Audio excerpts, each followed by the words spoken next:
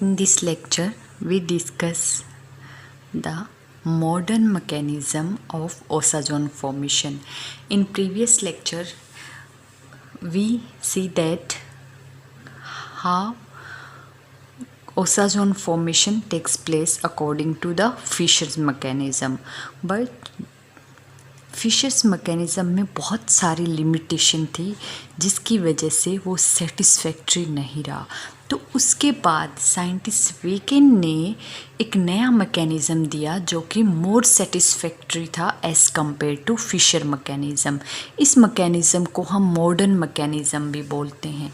तो according to modern mechanism क्या होता है कि सबसे पहले जो ग्लूकोज है वो फिनाइल हाइड्राजिन के साथ रिएक्ट करेगा और फिनाइल हाइड्राजिन के साथ रिएक्ट करके फिनाइल हाइड्राजोन बनाएगा। और वो हाइड्राजोन है वो कैसे बनाएगा, जैसा कि हमने लास्ट एक लेक्चर में जहाँ पे केमिकल रिएक्शन की थी फिनाइल हाइड्राजिन के साथ ग्लूकोज की, वहाँ पे आपको मैकेनिज़्म करवाया था। तो उस सिमिलर मेथड से यहाँ होगी और बाकी आप एज इट इज़ लिख दो CHOH थ्राइस एंड CH2OH। अब इस केस में जैसे ही फिनाइल हाइड्राजोन बनता है, साइंटिस्ट वेकेन ने ये कहा कि इस केस में फिनाइल हाइड्राजोन में रीअरेंजमेंट होगी। और वो रीअरेंजमेंट किस तरह से होगी, यहाँ से हाइड्रोजन का अब्स्ट्रैक्शन और ये बॉन्ड इलेक्ट्रॉन है कार्बन हाइड्रोजन है वो यहाँ शिफ्ट होने के बाद देखो क्या बनेगा। इस केस में ये स्टेप इक्विलिब्रियम में होता है। ये एज इट इज़ है हाइड्रोजन, यहाँ कार्बन, ये डबल बॉन्ड था, एक बॉन्ड ब्रेक होके इस नाइट्रोजन ने किसके साथ बना लिया, यहाँ इस हाइड्रोजन के साथ।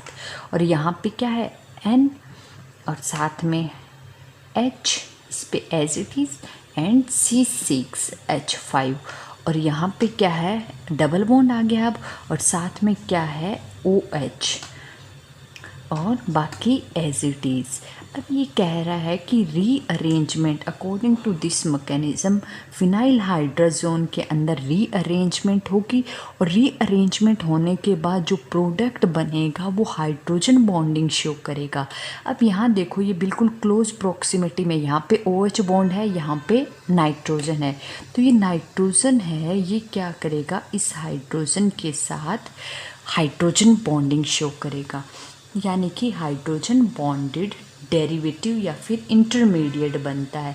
जैसे ये इंटरमीडिएट बनता है, ये इंटरमीडिएट इमीडिएटली है वो क्या हो जाएगा, किस में कन्वर्ट हो जाएगा। देखो जैसे क्लोज प्रॉक्सिमिटी में आना शुरू हुआ हाइड्रोजन बॉन्डिंग, तो ये कंप्लीट इधर बॉन्ड बनना शुरू होगा। इधर बॉन्ड बनते यहाँ से इन नाइट्रोजन के बीच में क्या हो जाएगी, बॉन्ड ब्रेकिंग, और यहाँ बॉन्ड फॉर्मेशन शुरू हो जाएगी हाइड्रोजन बॉन्डिंग। तो ये बॉन्ड क्या हो जाएगा, ब्रेक, और इलेक्ट्रॉन कहाँ शिफ्ट हो जाएंगे, कार्बन ऑक्सीजन के बीच।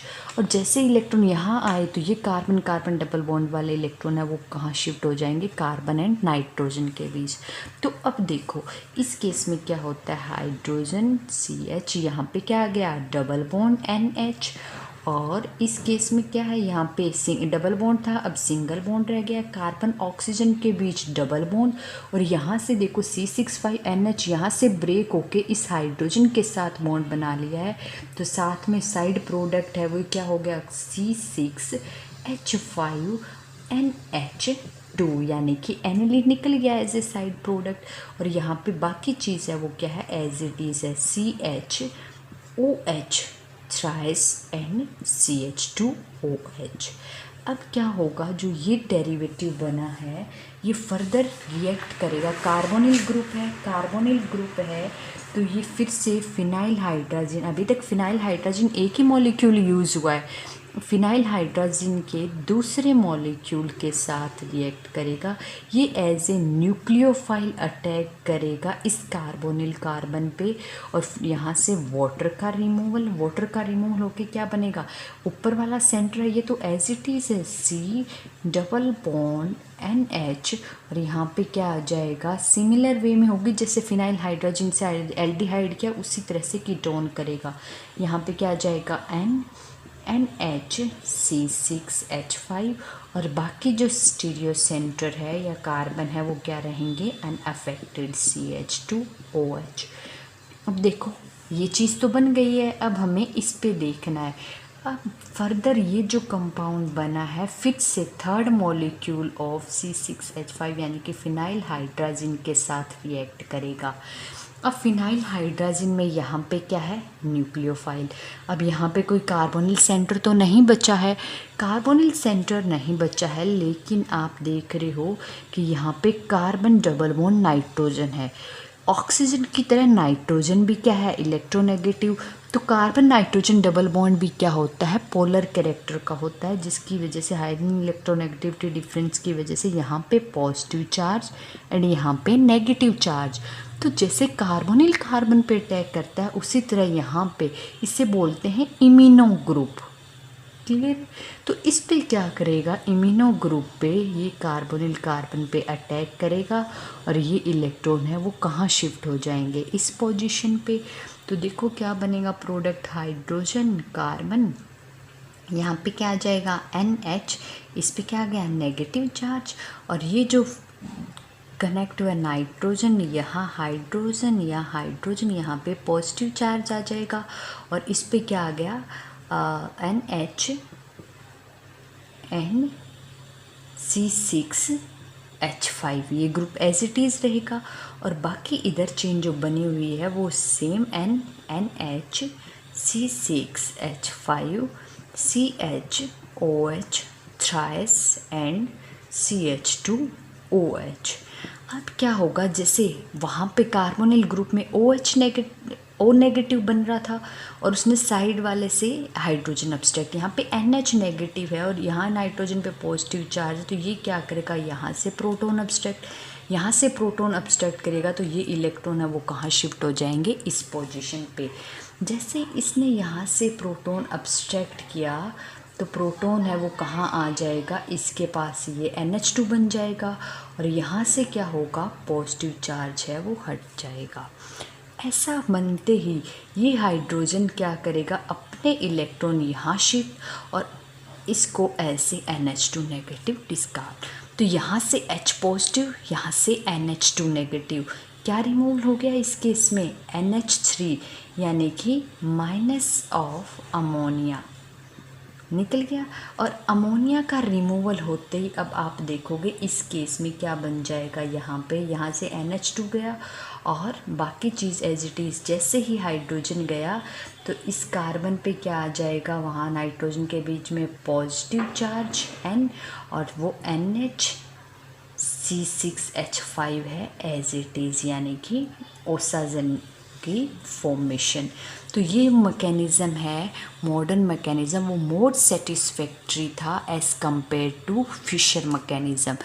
इस केस में सबसे पहले क्या होता है, साइंटिस्ट वेगन ने क्या कहा कि जो ग्लूकोज है वो सिमिलर वे में रिएक्ट करेगा फिनाइल हाइड्रोजन के साथ। सबसे पहले तो फर्स्ट स्टेप में जैसे कि हमने रिएक्शन इक्विमोलर अमाउंट में देखा था, और वहाँ पे रिएक्ट करके ये क्या बना देगा, ग्लूकोज फिनाइल हाइड्राजोन। और जैसे ही ग्लूकोज फिनाइल हाइड्राजोन बना वहाँ पे रीअरेंजमेंट होगी, और वो रीअरेंजमेंट किस तरह से होगी कि जो फिनाइल हाइड्राजोन बना उसमें कार्बन हाइड्रोजन डबल बॉन्ड है, उसका डबल बॉन्ड है वो हाइड्रोजन का अब्स्ट्रैक्ट करेगा और कार्बन हाइड्रोजन बॉन्ड ब्रेक होके इलेक्ट्रॉन कहाँ शिफ्ट हो जाएंगे, कार्बन कार्बन के बीच में। इस तरह की रीअरेंजमेंट को बोलते हैं अमेचरी रीअरेंजमेंट। और जैसे ही रीअरेंज्ड होके जो प्रोडक्ट बना है वो हाइड्रोजन बॉन्डिंग इंटरमीडिएट, यानी कि प्रोडक्ट है यहाँ पे NHC6, पहले तो क्या थे, दूर थे इस डबल बॉन्ड की वजह से, और जैसे यहाँ पे सिंगल बॉन्ड आया, चेन है वो टिल्ट होके इसके क्लोज प्रोक्सिमिटी में आ गए और यहाँ से हाइड्रोजन बॉन्डिंग। जैसे ही हाइड्रोजन बॉन्डिंग होने लगी तो नाइट्रोजन हाइड के बीच में बॉन्ड स्ट्रांगली बनेगा, तो ये बॉन्ड है वो ब्रेक होना शुरू हो जाएगा और यहाँ पे बॉन्ड फॉर्मेशन, यहाँ बॉन्ड बनेगा तो हाइड्रोजन तो एक ही बना सकता है, फिर OH को बॉन्ड को ब्रेक होना पड़ेगा। ये बॉन्ड ब्रेक होगा तो इसके इलेक्ट्रॉन कहाँ जाएंगे, कार्बन ऑक्सीजन। अब यहाँ गए कार्बन 5 तो बना नहीं सकता है, तो कार्बन को क्या करना पड़ेगा, ये बॉन्डेड इलेक्ट्रॉन है वो कार्बन नाइट्रोजन के बीच में शिफ्ट करने पड़ेंगे। तो प्रोडक्ट है वो क्या बन गया, ये वाला प्रोडक्ट बन गया है, जहाँ पे एनिलीन मॉलिक्यूल का लॉस हुआ है साथ में। इस कंपाउंड पे क्या है, एक तो इमिनो ग्रुप है NH, जहाँ पे NH2 ग्रुप हो तो आप अमीनो ग्रुप बोलते हो, लेकिन जहाँ पे NH ग्रुप हो, वो NH ग्रुप चाहे अलग अलग हो चाहे एक ही, इसे बोलते हैं इमिनो ग्रुप। और साथ में क्या है, कीटोन। तो ये कंपाउंड जो बना है इसे हम बोलते हैं इमिनो कीटोन डेरिवेटिव बन गया है। अब ये फर्दर कीटोन आ गया, कार्बोनिल ग्रुप। ये क्या करेगा, second molecule of phenyl hydrogen के साथ रिएक्ट करेगा, सिंपल न्यूक्लियोफिलिक एडिशन रिएक्शन होगी और इस कीटोनिक कंपाउंड पे एडिशन हो जाएगा फिनाइल हाइड्रोजन। और इसी तरह जैसे कार्बोनिल ग्रुप करता है, इसी तरह इमिनो ग्रुप है, कार्बन डबल बॉन्ड नाइट्रोजन, ये भी क्या करेगा, यहाँ पे इलेक्ट्रोफिलिक सेंटर कार्बन है, ये भी उसी तरह से रिएक्ट करेगा फिनाइल हाइड्रोजन के साथ जैसे कार्बोनिल ग्रुप करता है। तो इस तरह से आप देख रहे हो फर्स्ट पे कार्बन पे और सेकंड दोनों सेंटर पे क्या आ गया है, फिनाइल हाइड्रोजन ग्रुप रिएक्ट करके दोनों पे रिएक्ट कर रहा है, अटैक कर रहा है। तो इस मैकेनिज्म की कोई लिमिटेशन नहीं थी, ये मोर सेटिस्फैक्टरी था। इसमें देख रहे हो आप 3 फिनाइल हाइड्रोजन कंज्यूम हो रहा है और फिनाइल हाइड्रोजन यहाँ पे जस्ट रीअरेंजमेंट हो रही है, बाकी तीनों स्टेप में फिनाइल हाइड्रोजन है वो ऐसे न्यूक्लियोफाइल ही अटैक कर रहा है। और यहाँ पे आप देख रहे हो कि ग्लूकोज के अंदर पर मॉलिक्यूल ऑफ ग्लूकोज के अंदर 2 मॉलिक्यूल है वो फिनाइल हाइड्रोजन के ऐड हो रहे हैं, एक फर्स्ट कार्बन पे एंड एक सेकंड कार्बन पे डेरिवेटिव। क्लियर। तो ये था ग्लूकोज की केमिकल प्रॉपर्टीज़, एक ही आपके सिलेबस में include, reaction with phenyl hydrogen अगर हम इक्विमोलर अमाउंट में करवाते हैं तो फिर ग्लूकोज फिनाइल हाइड्राजोन बनता है, अगर हम फिनाइल हाइड्रोजन एक्सेस में लेते हैं तो वहाँ पे ओसाजोन फॉर्मेशन होती है। और ओसाजोन फॉर्मेशन के 2 mechanism, Fisher mechanism and modern mechanism. Fisher mechanism में 3 स्टेप थे, पहले as a nucleophile phenyl hydrazone बनता है, फिर ऑक्सीडाइज स्टेप होता है। तो वहाँ पे लिमिटेशन क्या थी कि फिनाइल हाइड्रोजन रिड्यूसिंग एजेंट होते हुए भी अल्फ़ा हाइड्रोक्सी कार्बन को ऑक्सीडाइज कैसे कर रहा है। दूसरा फिशर है वो ये एक्सप्लेन नहीं कर पाया था कि अगर ऑक्सीडाइज कर ही रहा है तो सिर्फ अल्फ़ा हाइड्रोक्सी को क्यों कर रहा है, बाकी हाइड्रोक्सी को क्यों नहीं कर रहा, बाकी इंक्लूडेड क्यों नहीं हो रहे हैं ओसाजोन फॉर्मेशन में।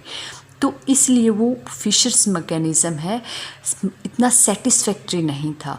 तो उसके बाद साइंटिस्ट वेगन ने एक नया मैकेनिज़्म प्रपोज किया जिसे बोलते हैं मॉडर्न मैकेनिज़्म। मॉडर्न मैकेनिज़्म में आपने ये चीज़ देखी। अब ग्लूकोज का ये part physical properties, chemical properties, structure elucidation है वो कंप्लीट हो गया है।